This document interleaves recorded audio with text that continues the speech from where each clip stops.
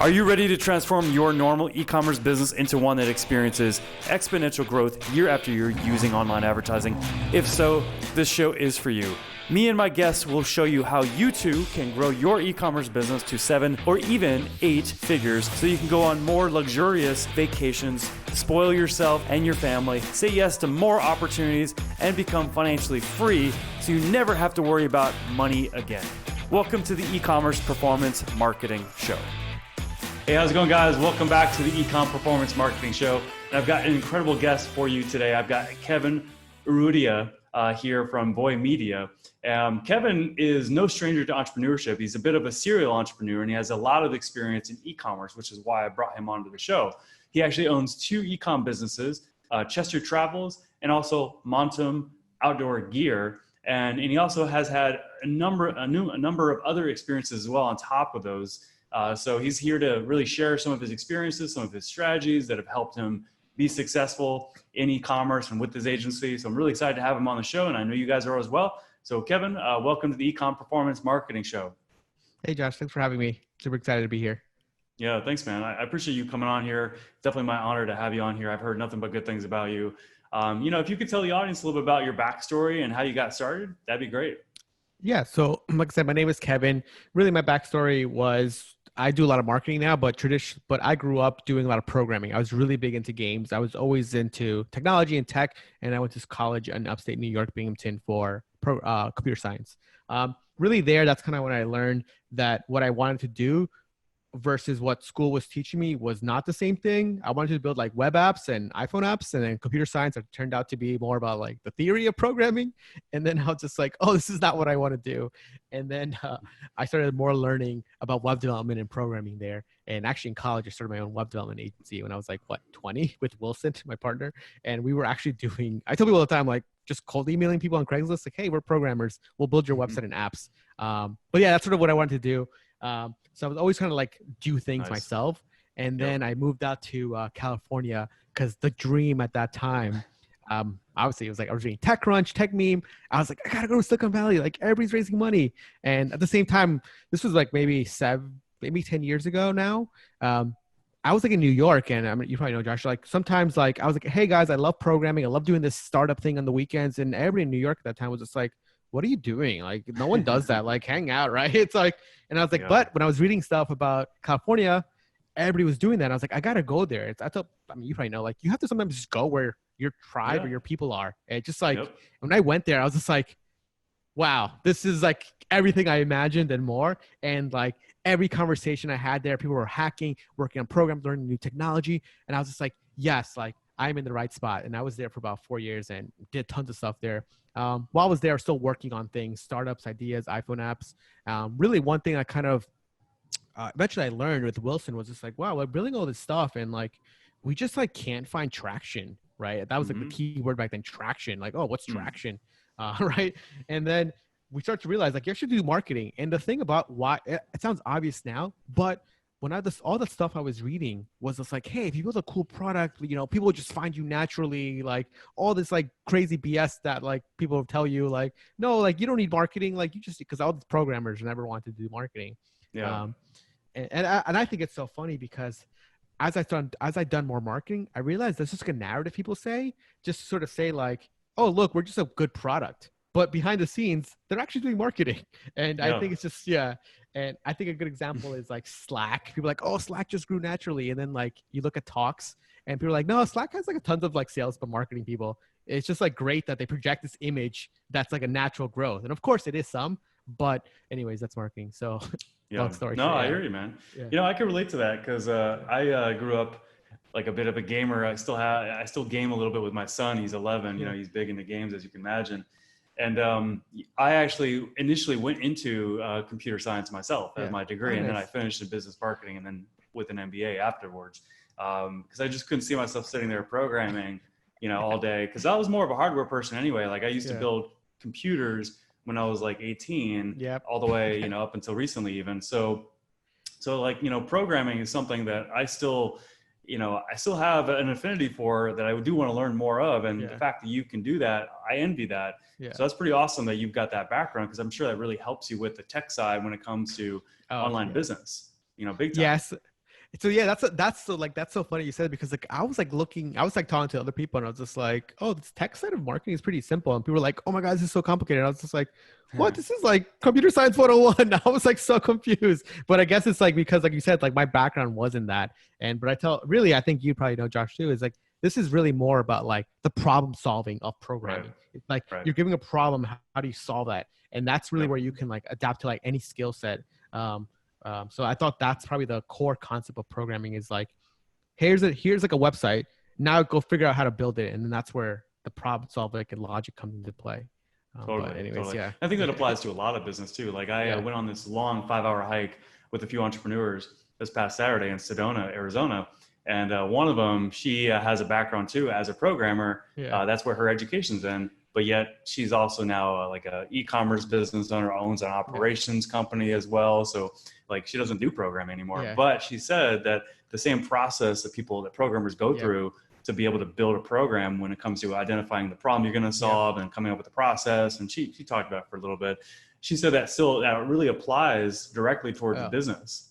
Yeah. Which is cool to hear. Yeah, I think it's exactly what it is. It's that problem solving skill set. But anyway, so going back to that, I was in California for 4 or 5 years, and then I came back to New York City because that's where I grew up, and I started my own company. That's when I started doing my cleaning company, which is Maid Sailors, and that's really what taught me more marketing, because at that time I didn't have any money. I mean, I had some money, but I was like Googling like free traffic, and I was like, oh, what's this SEO thing? I was just like, okay, let me go figure out SEO. And at that time, it's like sometimes when you build a company, sometimes just like the perfect timing. At that time, Google Maps was like kind of becoming a thing, and local, you know how like when you search for like food now, you have like the local listings. At that time, that was just popping up. And then I saw that and I was like, oh, I got to optimize for this thing, because we're such a local service, right? People find local stuff. And that really helped us grow that cleaning company. And that's really what propelled me to seeing like, oh, like this thing actually works. And you probably know, like when something works, that just energizes you. And then you want to learn more. Okay, now that I'm getting customers, how do I need now? Okay, what's emails? Oh, pop-ups? Oh, let me do these exit intent pop-ups. Like, what is this? And so that's kind of how I got to that marketing in general. That's awesome. Yeah. When did you start your Maid Sailors company? So this was about 5-6 years ago. Yeah. Okay. That's like first, that's like, I tell people like, oh, is that your first company? I'm like, that's my first company that worked. Like that worked, right? Because there's other stuff, like you're always like working on things, and some of them take off, some of them not. And like, even between this company and Avoid Media now, I've done other e-commerce companies, but between then I've done other stuff that just hasn't worked. And like I did a Bark Box competitor, like a dog subscription box, it was called. It was just like, Nice, man. Well, I mean, it's good to just try stuff and then learn, and have that approach, as opposed to being like so careful to want to start something and basically being hesitant and being a perfectionist. And then, when you fail, like taking it hard. And it sounds like you don't have that trait. No, and I think that comes from like the programming too. Like you probably know, like where you're like trying a solution and it doesn't work, and you're just like banging your head for an hour, and then you go to Stack Overflow and you're like, if you're getting this error, it probably means you got like a spelling mistake. And you look back, and you're like, no way, I spelled that word wrong. And you're like, God damn. Yeah, so it's like a small thing, in the code. So it's like, exactly. So it's like that sort of like that thing of just like you're just trying constantly, and you're just like, Yes. Okay. Next up. Yeah. So I think that was like programming. Yeah. Stack Overflow is like, people don't know, it's like the best place to go for whenever you're stuck programming. It's like, nice. Yep. Yeah. Nice, man. So what was your video games of choice? I know it's completely off basis, but I'm just curious. What were your video games of choice when you were younger, when you got into programming? So the game that really made me want to do programming was like, it wasn't like a shooter game. It was like this game called Secrets of War. It's called secretsofwar.net, actually. And like a very obscure game, but basically it was about like a text-based game where you just like move on your computer screen up and down like a panel that they made up, and then you could collect resources like gold, iron, and then you could build like houses and stuff. But then there was this other thing called a flag. So basically one player in the whole map had a flag, and you would try to like find him. And if you got it from him, then you could like 3x your resources. So that made you allow to build bigger and get bigger soldiers and stuff. So that was literally the game. And when I saw that, I was like, whoa, this is so crazy. Like, how do I make something like this? And I remember emailing him. The founder's name was 𝐂𝐿. Like, I have no clue. I remember because I was like, that moment, it was like when I was like, whoa, I got to do this thing. And that's when I was like, hey, I see that you're making this thing. How did you start it? And he's like, oh, this like, it was called like C# back then. I was like, what is C#? And I was like, that's when I started learning like C++. Nice. Yeah. But yeah, that was like the game that made me like, that's like when I first opened up my eyes to be like, whoa, like people are using this and like one guy made it. I was like, how can I be that person? Right. Yeah. Nice, man. Nice. All right. So let's fast forward it a little bit in the timeline here for you. So I know that you have a few e-com brands right now, and I know you've got some other stuff in the works. So what got you directly into e-commerce, specifically selling physical products? Yeah. So this was where I was obviously doing the cleaning company, and cleaning is like anything you've probably done. It's like a service-based industry. It's like you can scale as much as you hire more people. And I was, So it's great, but until like you have a ton of people and you're like, oh, this is a really large thing to manage. So then I was like, I got to do something that's more scalable. And at that time, FBA was like becoming a thing, you know, like everyone's like, oh, you got to do Amazon FBA, you got to do all this stuff. And then Wilson was actually doing it. My partner, he was like, he told everybody he retired because he was just traveling the world, and he was doing this thing. And I was talking to him. He's like my best friend, by the way. And then he was just like, I was like, wow, how much money are you making? And I was just like, wow, you're almost making as much money as me, and it's only yourself. Like, that's crazy. I was like, what are you doing? And then he told me what he was doing. And he's like, go watch these podcasts, go learn about FBA. And then I was like, okay, like within a week, I was like, okay, let's do it. And so we did an outdoor gear company, and he was also out doing outdoor gear. And I was like, I'm gonna do outdoor gear too. And he got so mad at me. But I was like, Wilson, like, think about it. You have an email list. I'm gonna make an email list. We can cross sell. So he's like, okay, that makes sense. So obviously a partnership. So that's how we started it. And then he helped me find factories in China. And then we went to the factories. We got the product we made. Of course, this was like, when you're doing product research, that's like an episode of itself, but like find stuff that people you think are going to buy. Obviously you probably know like Google Keyword Planner is a great tool to be like, okay, what are people actually searching for? When you're looking for product discoveries or thinking about a product, I always tell people like, it's great to come up with a random idea and like, it's great, but it's also much harder to get traction unless you have capital. Guys like us, I mean, we're bootstrapped. I'm looking for stuff like that people want to buy. And then that's sort of where I did that. So that's kind of how I got started to e-commerce, was because I saw Wilson doing it and I was like, I got to do the same thing too. So Nice, man. Nice. That's cool. And then when was that? This was probably like 4 years ago, actually. Okay. Yeah. About like literally like almost, literally almost at the same time I was doing the cleaning company. Cause like I said, I was like growing that and I was like, I got to do something else. Cause like I was learning about marketing and people always ask me like, oh, why'd that switch? The cleaning was great. We're great money. But what was more interesting to me was like the marketing aspect of it. I was like, oh, like growing that thing was super exciting. Getting a new booking, getting a new like recurring customer. I was like, oh, how do I replicate that into like another brand that's like I can do more of? Because sometimes like kind of a service based, like we can only do X amount of cleanings a week because that's how many cleaners we had. Whereas a product, I was like, oh, you can sell more because there's like unlimited, right? Obviously not, but like it's a little bit easier to scale up. Yeah. Totally. In a way, right? Yeah. I can obviously totally relate. Obviously, we both own agencies. Yeah. So I totally get it. Well, that's awesome, man. Well, that's cool. So what's been like your biggest e-com related success to date that you wouldn't mind sharing with the audience? Yeah, I would say like probably Montum, really great sort of, for us, it was about, we sell outdoor gear. So some of our biggest competitors are Black Diamond, Lucky, great product companies, right? A lot of great hiking gear. For us, really, one of the biggest wins that we had was when we beat them on Backpacker magazine, one of the biggest magazines, for the best carbon fiber trekking pole. And then also for Montum, we won #1 on the Wirecutter, New York Times, for the best trekking pole. And we're still #1 right now. And that was through us spending years of perfecting the product. It's obviously a simple product to make, but of us, we went to the factories, we got great product design and just making great colors. So those are great wins. And those are more like external proof. And that has helped us sell more online, because when people search for the product, they see all these sort of great accolades and like, oh, this makes sense. And if you're in this sort of like outdoor space, you kind of like any space you're in, you probably know who the competitors are. And we can actually say, hey, look, we're actually compete with like the best of the best. So that for us, that was really a good moment for us because you just don't know. Like some of these like New York Times, Wirecutter, like they don't tell you until like, hey, by the way, you're up. I'm like, we're like, okay, what's our ranking? We're like, oh my God, we're number 1. And we're just like, saw sales just go through the roof. And we're just like, oh my God, this is crazy. And it's just Nice. like, whoa, yeah. Nice. So what did the back end look like operationally speaking, like with your supply chain? Did you do drop shipping? Did you create your own supply chain? Yep. Like, how did that work? So for us, like we never did dropshipping for any of the e-commerce stuff we've done. So what we did was we have a factory out there. We work in China, and we met the factory. So even from day one, we were always producing our own product. Okay.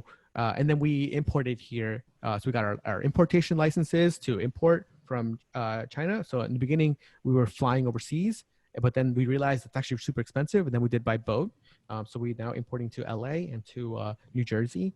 And then we have our own warehouse here. So we depending on sort of who we're using, we use a company called ShipBob. It's like a 3PL. And then sometimes we also do it on Amazon too. So depending on like if we're selling on our own e-commerce platform or on Amazon. So we also use WooCommerce on that. And then that's like the platform that we use of choice. And the reason why we do that is because, kind of what I said earlier, I love the SEO. So I was like, I need a platform that I can do SEO on. So that's why I choose. Gotcha. Now, of course, Shopify is great. But if you want to make SEO a strategy, I still like WooCommerce just because the customizability of it. And that's probably me because like I'm a WordPress. Yeah. So that's why I like it. And of course, like for me, I'm like a programmer. I'm like, I can customize everything without like having to upgrade all these crazy fees on Shopify. Yeah, I hear you. I mean, how do you feel about maybe doing a WordPress blog site that's attached to a Shopify site? Do you feel like that's a good configuration for e-commerce businesses out there? I think it's good, but the issue that I don't like is that you need to do the blog dot domain name. I still like having everything under one domain name. Like if it's kevin.com, it's like everything goes through that root domain name, kevin.com/blog versus blog dot. It looks the same, but in SEO wise, it's like 2 separate domains. So that's why for me, I still like keeping everything in one if you can, but if I know sometimes you can. So obviously you have to just do both. But of course, like I say this because like this is like more of a bootstrap company, but like if you're a massive company and you could do blog, like you're fine. Like say Nike did blog dot, like they'd be perfectly fine because they're just like massive traffic. Yeah, exactly. But I say like that, but for me, I say this, hey, if you really want to squeeze every link out of you can put everything on one root domain because that's where you're probably funneling all the traffic to. Totally. Yeah. So Monsom Life, let's talk about that for a sec. So where's it at right now when it comes to like revenue? How successful is it? How big have you built it to be at this point? Yeah, so for Montom Live, it's great. We're doing over like the Corona thing was great because like our sales picked up. Wow, it's just so funny because obviously we have a travel company, which is Chester, but then we also have a hiking company. Travel Chester, like pretty much sales dropped to zero. Like tell people all the time again, like nothing happened there. But for the outdoor for Montom, that started picking up. We're starting doing to like 150, 200,000 a month, which is great. Nice. One thing that we ran out of was like just like inventory. But then that was another issue because the factories now were not open, right? So, so it's like, all the it's like there's always a challenge, right? It's like, it's like crazy. But team-wise for that one is great. We have about 3 people running there. So, like I said, much smaller team because it's now a product company. You're really only dealing with some of the issues such as customer support. And then again, with just like people sometimes call in to book an order, and that's not too hard. We use like live chat as well. I tell people all the time, like live chat is a great sort of thing to add to any sort of e-commerce site. Yeah, absolutely, man. Yeah, I mean, I was just looking at the site actually. I mean, the site's a great site. You've done a great job. I'm sure you had a hand in like leading to the vision that you created because it looks like a really clean, professional, very nicely designed site. Way better than most e-commerce sites out there that I've seen. Yeah. Check out Chester awesome Travels. It's good. Yeah. The Chester Travel site is even better than this one. Yeah. It's like really okay. Yeah. All right. Sounds good. Sounds good. So what are some like strategies maybe or case studies or tactics, with whether it's some of the brands you own or even clients you've worked with in your agency at Voy Media? What are some strategies, case studies, or tactics you wouldn't mind sharing on today's episode? I think this is a good general for e-commerce. I tell people all the time, like, when you're actually trying to advertise your brand or even like pay traffic for anything, I tell people the first thing you probably think about is like your brand name reviews. So I say like Montum, you Google Montum reviews or Montum outdoor gear reviews, Montum truck report reviews. You really want to think about what those top 10 rankings are. Again, going back to SEO, right? And really what you want to think about is how can you appear on that search term? Because no matter what product you have, people want to know external reviews. Of course, your reviews are great, but anything else about that is good, right? So I tell tactic people you need to do is you need to do outreach. Actually cold email people saying in that space, saying, hey, I see that you review outdoor gear. Can you review my trekking poles? And then send them product. That way you can get people to write articles about you with that keyword that you want to rank for, which is product name reviews. For Chester, we do that too. Chester's a much higher end item. We do YouTube reviews. We do blogger reviews. And really what I tell people why this works so well is because not just because of the review, but because when you're giving it out for free, if they don't like it, they'll say, hey, Kevin, I didn't like it. I'm not going to write about it. Okay, keep the poll. Bye. If they bought it and they're a blogger and they hate it, you're going to get a very heated review. Hey, I didn't like this product. So right. I tell people like, just control your own destiny. It's like, just be like, hey, just like reach out to every people that you can and just get that review that you know it's gonna be a positive review. That's a good tip. And that's a key phrase too to really target in association with your e-commerce store. Whatever you're selling or whatever your brand name is, reviews. You should definitely be like targeting that with your content and reaching out to different people, whether it's influencers that have actual audiences or whether it's review sites or just optimizing your Amazon listing because Amazon's obviously going to rank because it's Amazon. So this way, when people do search for reviews associated with your brand or your product, review sites, like you said, that are not on your site come up. Yeah. And this way it's validating that you have a really good product or a really good brand that people should buy. Yep, exactly. Nice. I love it. Yeah. And then another thing too, going on to that too, is like a very simple way to do it too, is like just whatever your domain name is, like domainname.com, just create domainname.com/reviews and then just add in all your reviews there, because you are probably ranked number one because it's your own domain name. That now pushes at least one spot of a competitor or another listing down. So now you only need to reach out to 9 people. So try to sort of, same thing with your Amazon listing. That usually ranks pretty well too. Yeah, so nice. Yeah. That's awesome. Yeah, thanks for those tips. Those are definitely really good tips. Was there any other tips that you wanted to share today? I would say like I had another one. I just forgot about it. I think YouTube is like a great place for other reviews. Of course, the blog is great. So bloggers is great because you get a backlink, but YouTubers and YouTube reviews or video reviews are more great for just like content in general that you can then use on your website or on your ads. So I always try to see if you can reach out to YouTubers. And it doesn't need to be, and something to think about too, people sometimes want to be like, oh, I want to reach like a YouTuber with like 1 million subscribers. Like sometimes you don't need to, because those are really hard to get and also really expensive. You can really reach out to like these people with like 1,000, 2,000 subscribers. They might produce a better content for you. And at the same time, going back to the strategy I was saying before, you kind of just want this like number of like reviews. Be like, oh, he's got 20 YouTube reviews. It must be good, right? Of course, you have to have a great product, right? So, but it's like, sometimes it's like, and then again, it's like, I call it the stair step approach, where once you have these sort of smaller YouTubers, you can then go to another one with like 5,000 subscribers saying, hey, look, all these other small guys are reviewing me. You should review me too. And that's another strategy for the review as well. Is like, for us, we couldn't get to Wirecutter or New York Times by saying, hey, look, really, we showed to them, hey, look, we think that you should review this product because look, we have 50 other reviews. Why aren't you reviewing it? And they're like, oh yeah, why aren't we, right? So that's another strategy. Nice, man. Nice. Do you have any tips in regards to the conversation, the approach, reaching out to micro influencers, and how you were able to create those relationships with micro influencers and your efforts to promote your brand and your products that you were sending out to people that had like audiences? Yeah. So what we did was just like very simple email. Hey, my name is Kevin, one of the founders of Montum Outdoor Gear. I'm a startup in New York City. I would love for you to take a chance to review my product, and here are the links. Are you interested? Very simple. And nice. That's sort of what we did in the beginning. And then as you sort of like doing more and more, you can say, oh, by the way, here's where else you've been reviewed. And then you give like a few links. That way they're like, oh, okay, like I'm not the only one, right? Yeah. So that's sort of what you Nice. Do. Nice, man. Well, thank you for sharing that.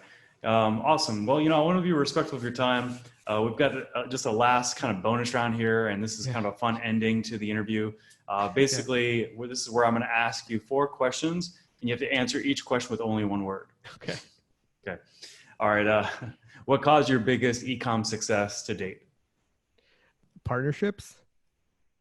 Cool. All right. And speaking of which, a little offshoot, because this could be an awesome teaching point for people watching or listening to this. When it comes to creating those partnerships, what are like some quick do's and some quick don'ts in your experience that you can share with the audience? Yeah, quick do's is always have legal paperwork ready. I think that's the biggest one. Is everybody is fine, just being like until it's not fine, because it doesn't. Yeah, basically it's like everybody's like, oh, okay, I don't need equity, or like, oh, my stake isn't that important. But until you start, but once you start making money, it's like, oh wait, like didn't you tell me I was gonna get like 30% of the company? I'm like, no, I didn't tell you that. I'm like, no, you did tell me that. And it's like, okay, well, I'm not gonna work for you anymore, right? So get all this like legal stuff like at the deal. That's just a random example, but like I think it's super important. And another one is someone maybe don't is like you can't. I tell people like it's great that you want to start your company with friends or somebody like that, but somebody needs to be the leader that needs to come that makes decisions. Like this can't be designed by committee, as people call it, like because then no one takes responsibility. When no one takes responsibility, it's kind of like, oh, okay, that sucked. But like it's like, no, like Kevin, you sucked. This is why we failed. It's like, what did you do wrong, right? It's and that's an extreme example, but someone needs to be like, okay, I know that everybody doesn't agree with this, but this is what we're going to do because I think it's the best decision. So roles, everybody has to be very clear in their roles, and they have to own them. And we each have to hold each other accountable to them as well. Exactly. I think that's probably like one thing that I think in the beginning, when you start your first company, you try to be just like kind of nice because it's like, hey, but then you realize that like, like this is like not. It's business. Yeah, it's business. Yeah. Well, of course, you can be friends with it too, right? But like at the same time, it's like just being accountable and just being honest with you and your team. If you're like not doing anything, just be like, hey, I didn't do anything. Like So Nice. Okay, back to the one-word answers here. So, what advice do you have for other e-com business owners? This is a hard one. I would say advice would be to just like ownership. Going back to what I said before. Ownership. Yep. Perfect. Okay. And then how would you describe yourself? I'd say I'm pretty, I would say fearless. I like trying new things. It excites me, right? It's like, I don't, so that's another one. I know we talked about that before the episode, and that's such a good trait to have as an entrepreneur because then you're not afraid to make mistakes. Yeah. You'll learn faster and get to success faster. Yeah, I think that's so important. It's like once you realize that like it's just like a learning phase, like, hey, it didn't work out. Okay, like I've learned so much from Montum to Chester. And there's a reason why the companies are so different. Because what I learned in Montum is just like, hey, don't make a small product because it's very copyable. Make something that's larger because people can't copy it. I'm like, okay, that's like and I didn't know that until like I was in the business. I was like, oh, okay, this makes sense now. Yeah. Nice. All right, last question. What do you see in your future? I tell people all the time I'm working on brand new brands right now. One word. Brands. Brands. Perfect. That works. Nice, man. Well, that's cool. Well, thank you for being on the show. This was fun. This is an awesome interview, and I'm glad that we have met virtually speaking. And how can the audience get to know you, follow you, and learn more from you as well? Yeah, just go to voymedia.com. That's VOY. And then I'm on Twitter a lot. I love using Twitter, so people can connect with me there. That's twitter.com/Danest, DANEST. And that username goes back to that game I used to play because that was my username on that game. DANEST, you said? Yeah. So nice. Dan est. Sometimes people think my name is Dan. But like, no, I'm just like, it's from a game. Yeah. I got to check out this game. What was the name of this game again? Secrets of War. Trust me, it's probably not even up anymore. Well, I just want to see like the history. I want to see what this game is. I've never even heard of it.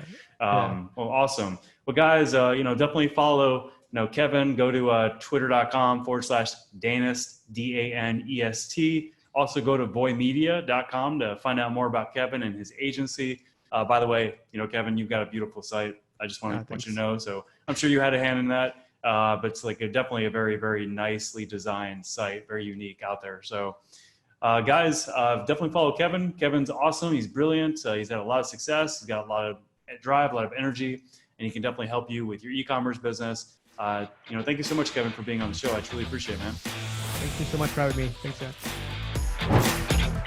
Thank you for tuning into the E-Commerce Performance Marketing Show. If you enjoyed this episode, be sure to subscribe, like, and comment with a timestamp of your favorite part and share it with a friend. Until our next episode, here's to you and the success of your e-commerce business.